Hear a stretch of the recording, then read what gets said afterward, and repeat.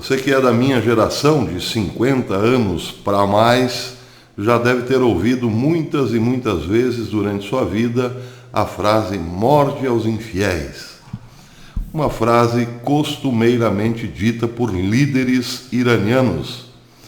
Desde 1979, com a revolução dos ayatollahs no Irã, esta frase, juntamente com queima de bandeiras de Israel e Estados Unidos, vem se repetindo através do tempo. Morte aos Estados Unidos, morte a Israel, morte aos infiéis. O Irã nunca escondeu que o seu objetivo principal era, sim, destruir o Ocidente. Pois bem, o Irã não desistiu deste intento, deste cruel intento, nem mesmo agora, em tempos de coroa. Pelo contrário. Vejam, o Irã tem marcado a sua posição política, vamos dizer assim, nos últimos tempos, pela mentira. Foi assim quando abateram aquele avião canadense ucraniano há pouco tempo atrás. Logo, o regime veio a público para dizer que não foram eles. O Irã também mentiu em relação aos casos relatados dentro do país de coroa, assim que começou a epidemia. E ela só tem se alastrado de lá para cá.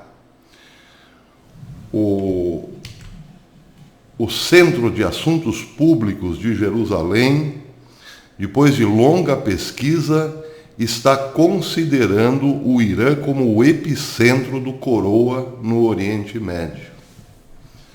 Agora voltemos um pouquinho no tempo, vamos para a metade de fevereiro. Na metade de fevereiro, o líder supremo do Irã, Ayatollah Ali Khamenei, disse com todas as letras que o coroa era uma bênção de Alá.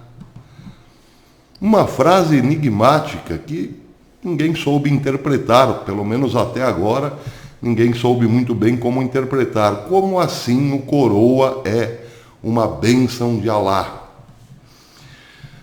Pois bem, você que tem ouvido nesses últimos 40 anos a frase "morte aos infiéis", também sabe que o Irã tem patrocinado há muitas décadas os famosos homens-bomba. Aquele que carrega em si mesmo um poder destrutivo capaz de mandar pessoas aos ares. Pois bem, o Irã, no ano passado, ofereceu a todo mártir que se propusesse a se deixar explodir, levando consigo muitos infiéis, uma certa indenização, um certo dinheiro à família. Uma forma de incentivar o homem-bomba. Acontece que agora, ao que tudo indica, o Irã continua tendo uma grande quantidade dos tais homens-bombas, porém sem ter que investir na bomba propriamente. Porque na cabeça do líder Ali Khamenei, a bomba veio de graça e a pessoa a carrega mesmo sem querer. Se julgarmos, como de fato estamos todos no Ocidente julgando o coroa como uma bomba, pois bem, o Irã, que tem intenções malignas, se tornou um grande produtor de homens-bomba. Está fazendo isso de caso pensado, porque está deixando a epidemia alastrar-se naquele país. E é claro que as pessoas circulam, e é claro que quando existe a malignidade, a má intenção, existe também as condições para isso. E as condições que o Irã provavelmente está dando é para que essas pessoas contaminadas se espalhem pelo Oriente Médio, cheguem a Israel e também à Europa. e, por que não, aos Estados Unidos. E as coisas tendem a ficar piores, porque nos Estados Unidos já se fala que os números econômicos serão piores do que foram nos anos 30, com a quebradeira geral, com o crack, a quebra da bolsa e tudo mais. E falam também que o número de CPFs cancelados será inimaginável. Tudo isso eleva os nervos ao nível máximo. Estamos vivendo tempos realmente muito perigosos, porque tudo isso exigirá, logo mais ali na frente, uma resposta muito dura. E aí já tem analistas dizendo que países como o Irã, que podem estar agora promovendo deliberadamente o alastramento do surto, sofrerão consequências terríveis como sofreram Hiroshima e Nagasaki. Mas vejam que interessante ou que coincidência. O Irã é provavelmente o maior aliado da China, de onde partiu todo o problema. E já tem analista dizendo que a China não terá como indenizar os prejuízos das nações ocidentais. Portanto, sofrerá também a sua punição à la Hiroshima e Nagasaki. E vejam, são pessoas ligadas a fontes militares que estão dizendo isso. Muitos militares americanos estão esperando, aguardando as possíveis consequências que tudo isso acarretará até o final do ano para tomar uma drástica posição. A questão é saber se chegaremos ao final do ano. Porque o outro problema, a outra ponta do problema, é tentar enquadrar, colocar a realidade dentro de uma caixinha de forças, de uma camisa de forças. Vejam o nosso caso aqui. Governadores como o de São Paulo, por exemplo, estão falando que trabalho mesmo, vida normal, só em agosto. Bem, é possível segurar um rio com o peito? É claro que não. E é exatamente isso que esses homens alucinados aqui no Brasil estão tentando fazer. Segurar um rio, a corredeira de um rio com o peito, fazer uma barragem de um rio com o peito. Quer dizer, você pode sim, através do pânico, fazer com que as pessoas fiquem em casa uma semana, 2, 3, até um mês, quem sabe. Mas mais do que isso, talvez seja impossível. Porque é da natureza humana buscar a sobrevivência. Ninguém suportará esse estado de coisas por mais de um determinado tempo.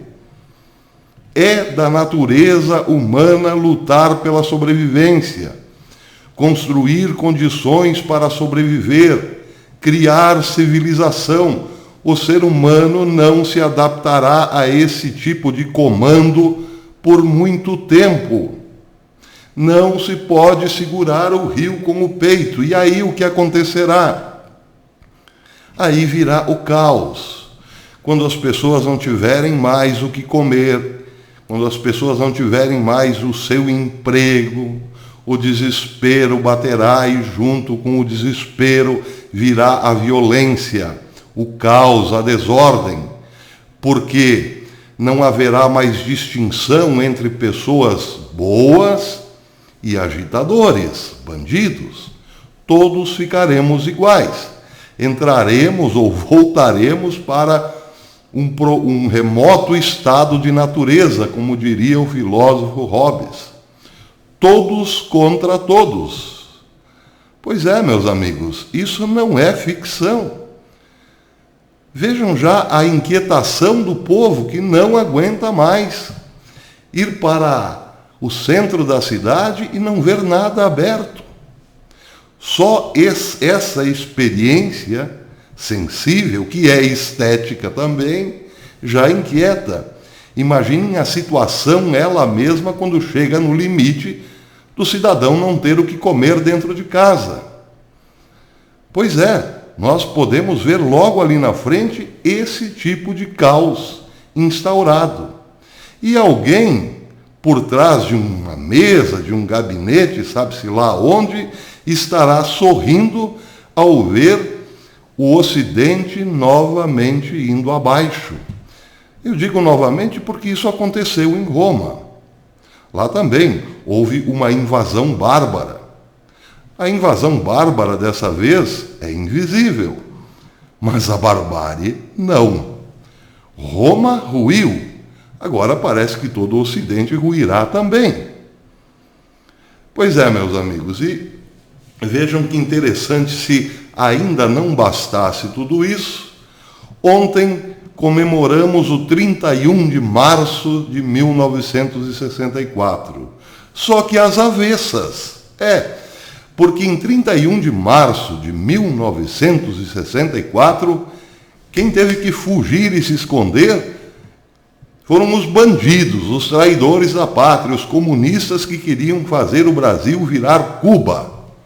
Levaram borrachada assim e se esconderam.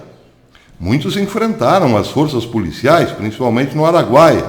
Mas seja como for, naquele 31 de março, quem botou ordem na casa foram os militares.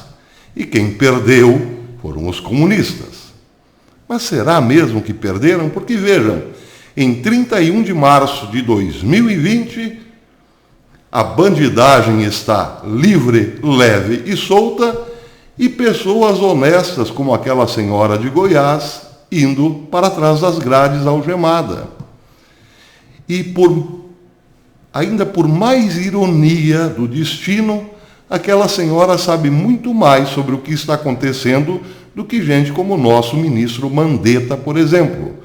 Porque ela falou em alto e bom som: é hora de estarmos na rua para criarmos anticorpos, porque quando chegar o inverno, teremos como resistir ao coroa. Porque se ficarmos em casa agora, não criaremos anticorpos, e quando vier o inverno, que é o paraíso do coroa, aí, meus amigos, babau. Pois é, o que ela ganhou? Algemas. Ela deveria ser ministra da Saúde, porque mostrou que sabe muito mais, repito, do que o nosso querido Mandetta. Pois é, meus amigos, estamos no mundo inverso. Agora a bandidagem está solta. E você, cidadão honesto, está em casa, sendo amedrontado todos os dias pelo seu governador, pela polícia capanga do seu governador, pela grande mídia, e você não tem o que fazer. E a bandidagem está por aí. Pois é. Até depois.